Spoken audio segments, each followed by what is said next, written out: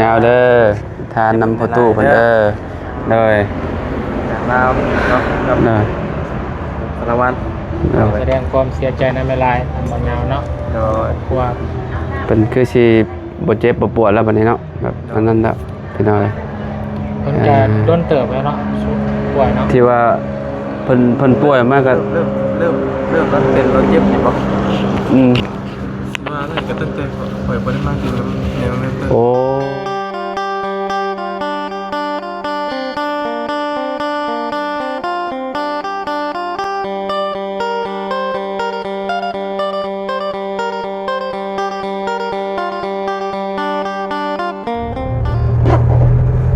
พี่น้องเนาะเปิดภาพมาก็ได้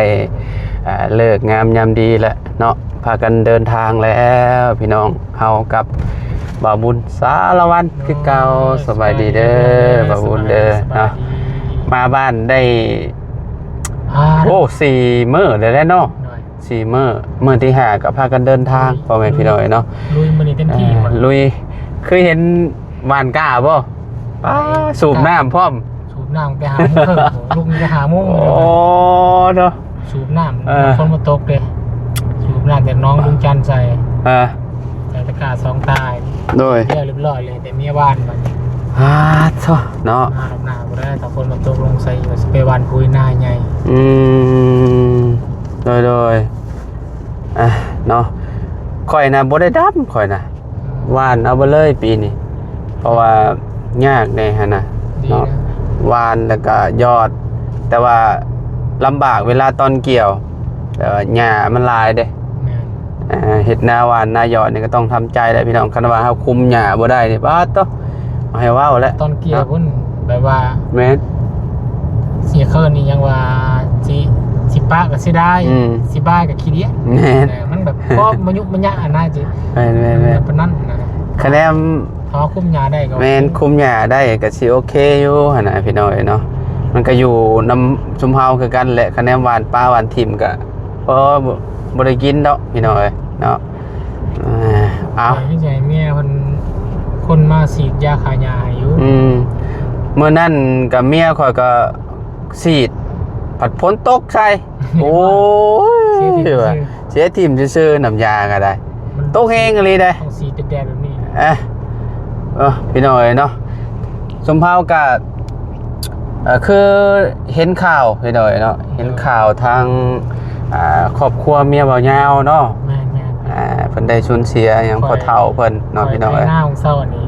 ขึ้นมาไทยหน้ากำลังว่าจะขาดหน้าเมียบอกว่าพ่อเฒ่าบ่าวยาวเสียแล้วค่อยก็เปิดเบิ่ง Facebook ก็จน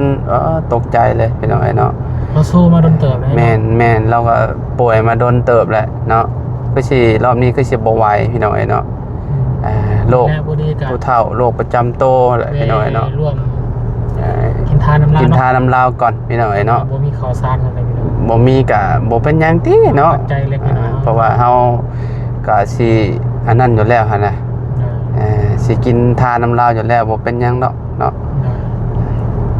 บ่าวยาวก็คือช่วงนี้ก็คือสิบ่ได้ไปทางใดแล้วเนาะสินี่แหละมุมจังมื้อใดแล้วเพิ่นสิส่งสการเนาะเดี๋ยวจังวันหยังอาทิตย์มื้อนี้วันจันทร์ติจันทร์คันพุธประหัสพุ่นแล้วเนาะคิดว่าเนาะบ้านเฮานี่ก็ต้องส่งสการช่วงนั่นแหละวันประหัสตกปลาเพิ่นว่ามื้อนี้ก็ซื้ออุปกรณ์เรียบร้อยพี่น้องนี่เต็มรถบ่บุญอยู่ทางหลังกับพุ่นน่ะเนาะทอไปสร้างไว้เมื่อวานนี่พี่น้องเนาะอุปกรณ์นั้น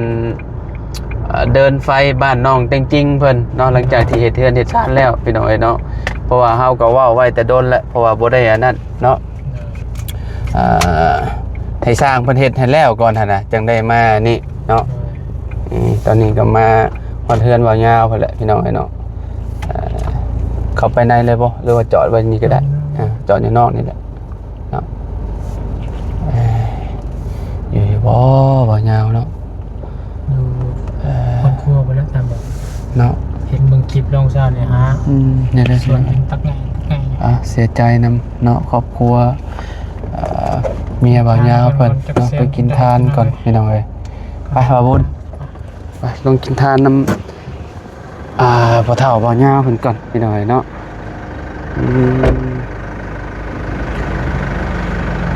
คนเฮาเนาะเกิดแก่เจ็บตายพี่น้อยเนาะมันก็หลีกเลี่ยงบ่ได้อีหลีเด้เนาะแสดงความเสียใจเสีย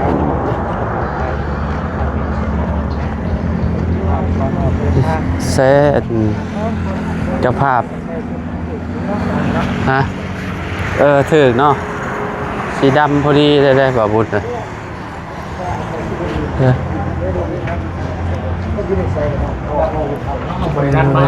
บุญนัดได้เบายาวได้ฮะอยู่ผู้บ่โดยเราไปหาเพิ่นก่อนจ้ะพี่น้องเนาะแม่นยันแบบว่ายันติดเรือเนาะพี่น้องโอ้แซ่บเบายาวอยู่บ่อยู่ห้องบ่โดยสบายดีเพิ่นกำลังรับประทานอาหารอยู่กินพากันกินข้าวเนาะเอาไปพูดก็ได้ปะโอเคไปทำอะไร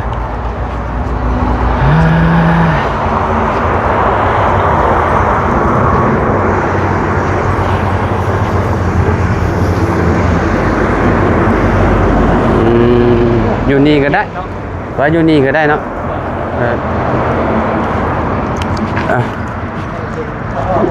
อยู่นี่มันจังเย็นคุณน่ะ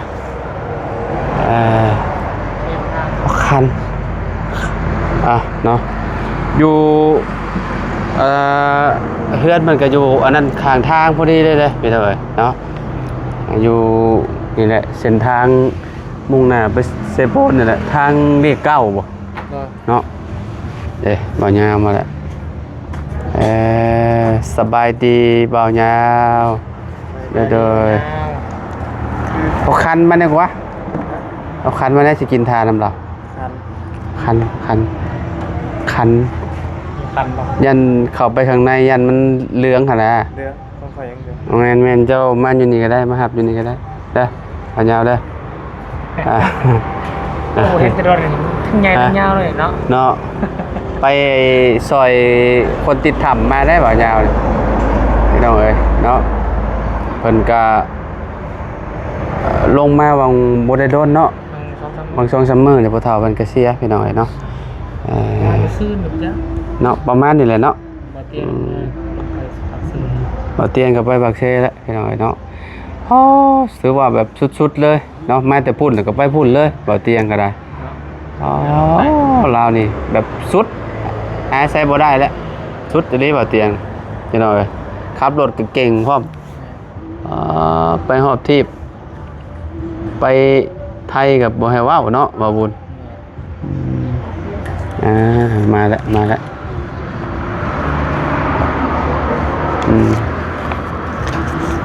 ทานน้ำตักชื่อจังได๋พ่อยังได้เนาะพอเฒ่าว่ายาวเลยยาวเด้อทานน้ำประตูเพิ่นเด้อเลยลาวเนาะครับสารวัตรแสดงความเสียใจในเวลาบ่ยาวเนาะโดยกลัวเป็นคือสิบ่เจ็บบ่ปวดแล้วบัดนี้เนาะแบบอันนั้นแล้วพี่น้องเพิ่นจะโดนเติบแล้วเนาะป่วยเนาะที่ว่าเพิ่นป่วยมากก็เริ่มแล้วเป็นรถเจ็บนี่บ่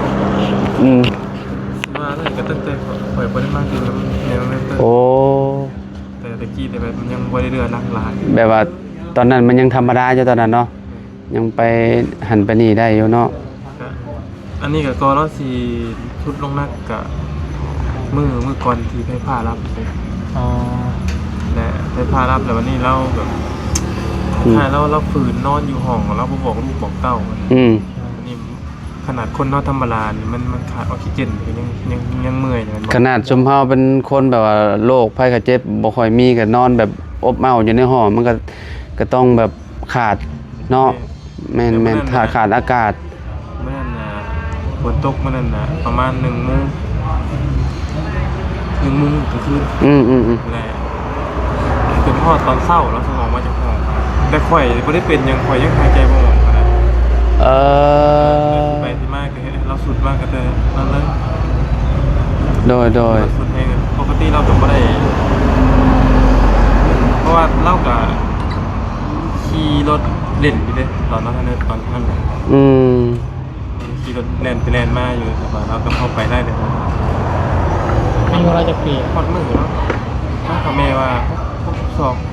62 ปีแม่แล้วว่า2 ปีโดยพี่น้อย ฮอดมือเพิ่นนั่นแล้วว่าเนาะ ก็ว่าแล้ว เราก็ทรมานมาหลายรถเจ็บปวดนะว่าลูกเต้าก็ทำเต็มที่แล้ว แม่นฮะแล้ว บินไปปัวจนฮอดมุกฮอดยังพุ่นน่ะ ข้ามฝั่งไทยก็ไปเนาะไปรักษาอยู่ไทยก็ไป แต่ลูกเต้าก็ทำหน้าที่ของลูกเต้าคือว่าเสร็จสมบูรณ์เขาสู่ไปเขากับโบมี่แล้วเลย แม่นแล้ว เพราะว่าคือช่วงนี้เราพูดว่ามันข่อยโบมีเงินช่วงนี้เราพูดว่าข่อยหาเงินบ่ได้เราก็เอิ้นลูกสาวเราไปเอาเงินนะเขาพอเอิ้นลูกสาวไปเอาเงินลูกเมียข่อยคิดว่าเราบ่ได้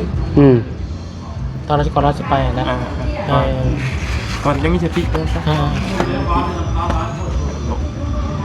บอกลูกสาวว่าเอ้า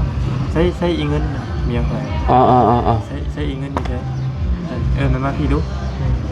บอกทางเงินน้องมีเงินมาพี่ดูน้องว่ามายังสิเอาเงินให้มันเมียข่อยเราก็บ่อยากเชื่อนะพอไปเอาเงินมาได้ใช้พอไปเอาเงินมาใช้คือว่าเราบ่ดินนึงว่าเราลายไปคือว่าบ่มีเงินบ่เราเงินอยู่ท้องเสืออยู่เด้อเราเงินอยู่ท้องเสืออยู่10 ล้าน10 ล้านกับอันยังมีแล้วเมียมาเบิ่งก็เห็นเป็น 7,000แล้วอันข้างนอกมาเบิ่ง10 ล้านแล้วเพราะว่าตะกี้เราก็บ่ได้บอกลูกเต้าอยู่แล้วว่าเรามีเงินจำนวนแล้วคือการเราจิคิวตัวเองจิอยู่แล้วนั้นเราต้องบอกไว้เป็นลูกเต้าหาบ่เห็นเราก็เสื่องไว้ในตู้เสือกับบนนอนเงินก็ว่าเกได้นี่แหละผู้เฒ่าเนาะผู้เฒ่าก็ต้องเก็บไว้เป็นธรรมดาเนาะมีหยังก็ลูกเต้ามีลูกเต้าชื่ออยู่กินเด้เงินที่เราใช้นั่นเป็นอะไรเก็บไว้ให้กับตัวเนาะเก็บไว้เป็นคนถอคนทงแล้วเนาะผู้เฒ่าไว้ตอนนั้นทีนึงเช้าอยากกินมะพุงนี่มีมะพุงทุกไปว่าก็บ่เห็นไอ้เขียดเนาะบ่มีช่วงนั้นบ่มีเลยเราจะกินมะฮงชุบกินมะฮงชุบโอ้มะฮงยามนี่มันก็หาซุกมันก็ยังยากเติบได้เหยเนาะได้มาหมากนึงเหมือนยังบ่ได้กินไปก็โดยก็ถือว่าเราไปก็บ่ได้ทรมานบ่ได้เจ็บบ่ได้ปวดบ่ได้อันนั้นบ่ก็เจ็บอยู่ทรมานอยู่แต่ก็บ่ได้แบบถึงขั้นแบบอันนั้นเนาะก็บ่ได้ให้ลูกเต้าแบบครับบายลายโดยครับคือว่าแล้วเราก็เบิดบุญเราแหละเนาะมาฮอดเงินกันบ่ค่อยสนุกบ่ชอบทันก็ว่ากันทันเราก็สิโทรมาเราก็บ่ได้คิดว่าเราสิไปแต่เราบอกในรอบนี้เราบอกลูกเราแล้วว่าบ่รอดแล้วเราเอ่ยปากเลยบอกลาลูกบ่รอดแต่เด้อรอบนี้เรา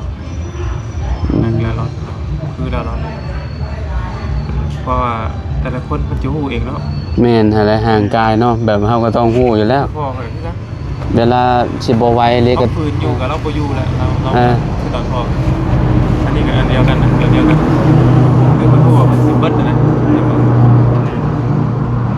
คือบ่เฒ่าข่อยแฮงคักบ่เฒ่าใหญ่ที่ชุมเจ้าไปอันนั้นเราล้มลงเลยนั่นบ่ได้แบบบ่ได้เป็นอีหยังแต่ล้มลงแล้วก็ไปเลยแบบเบิดแม่นบ่ได้เจ็บบ่ได้ปวดเบิดบุญเราเลยเด้คือแบบไปเลยนะบ่ได้หยังเลยได้แบบว่าคนเฮานี่เวลาเบิดแล้วก็บางคนก็สิทรมานเนาะมันก็แตกต่างกันน่ะนะพี่น้องเนาะพ่อข่อยทรมาน ไทยนาอยู่ดี อืม เห็นเมียบอกก็อ่าบอกเอ้าตาวันยาวเสียเด้อ พอคือการเลื่อนเฟซมาเอ้าอ๋อว่าผู้เฒ่าว่ายาวเสียแล้ว เลยสิพาเซโปน นี่ก็เลยแหละ ทานของยาก่อน กินทานน้ำ ทางมื้อนี้ เอา เนาะ ตะกอนโดยขึ้นไปเพราะว่าเพื่อนน้องเพิ่นก็สร้างเพิ่นวัดอันนั้นอันนี้แล้วเด้รู้สองรู้สิ่งแล้วว่าอยากมุ่งแล้วว่าซั่นแม่นเฮ็ดน้องใจดีนั่นแหละสิไปเบิ่งก่อน เสียงบ่ ให้นำบ่รีบ่ เสียง บ่เสียง คือกันบ่ บ่เสียงก็บ่ฮู้ว่าไปมื้อนี้บ่เลยนั่นแหละ อันลงมาเมื่อคืนนี่ ฮะ อันลงมาเมื่อคืนนี่ว่าจะไป บ่ว่าเนาะอาจสิไปแบบแถวนี้ก็ได้ไปใกล้ ก็ได้ขึ้นทั้งพุ่นแล้วมาจะทานข้าวๆอยู่ ๆอืม มาว่าจะมื้อเลย ไปใช้มีไปคืนเดียวนะ เนาะเป็นเดียวบอก สิหลายน้อง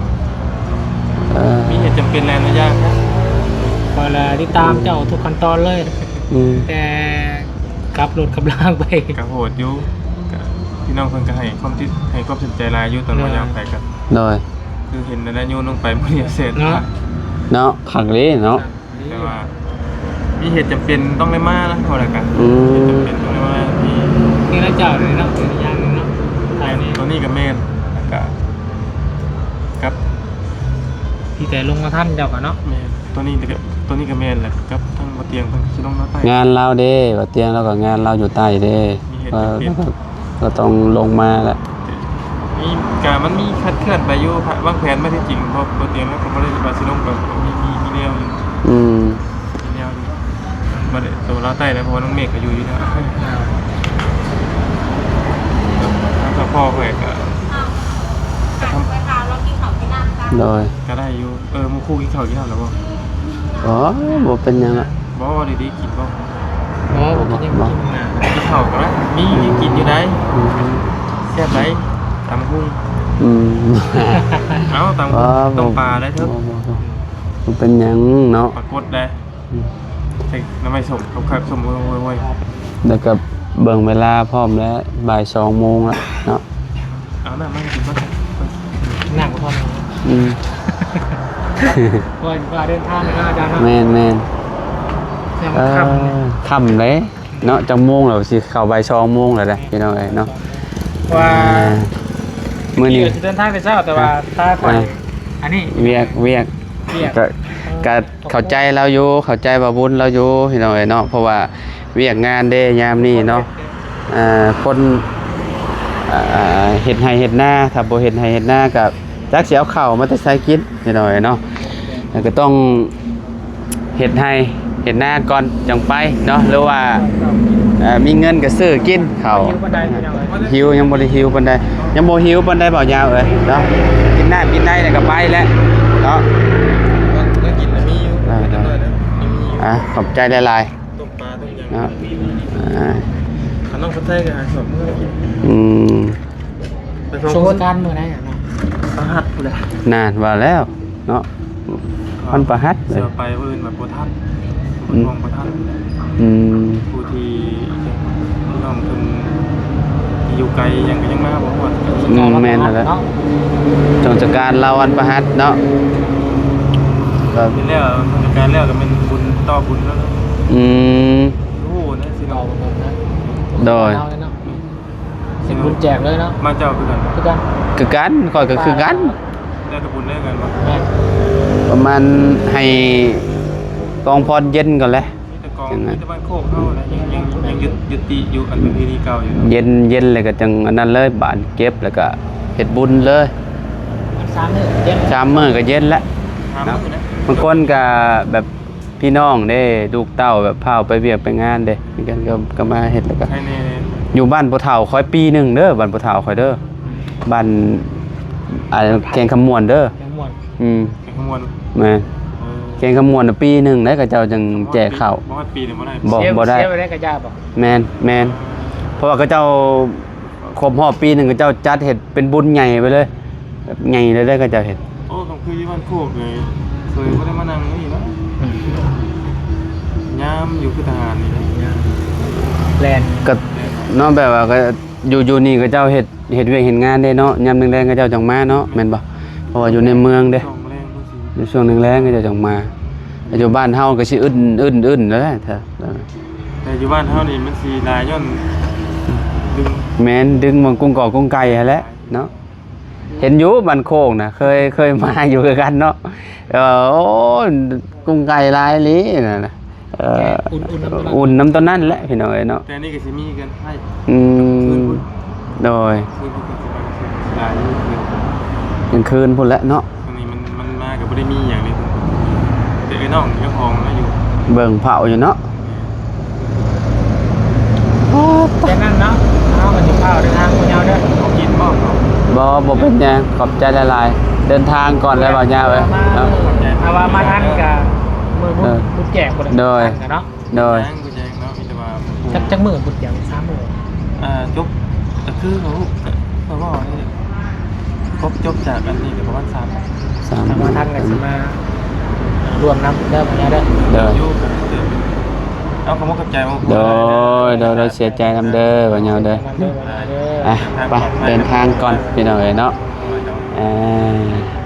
ไปเดินทางพ่อแม่พี่น้องเอ้ยเนาะจังได๋ก็อยู่ดีมีแฮงวัดสุขสุขคนขอบคุณหลายๆเด้อพี่น้องเด้อเนาะที่ติดตามและเป็นกำลังใจให้เนาะเอาสำหรับคลิปนี้เฮาขอโตวแล้วพอกันใหม่พี่น้องเอ้ยสบายดี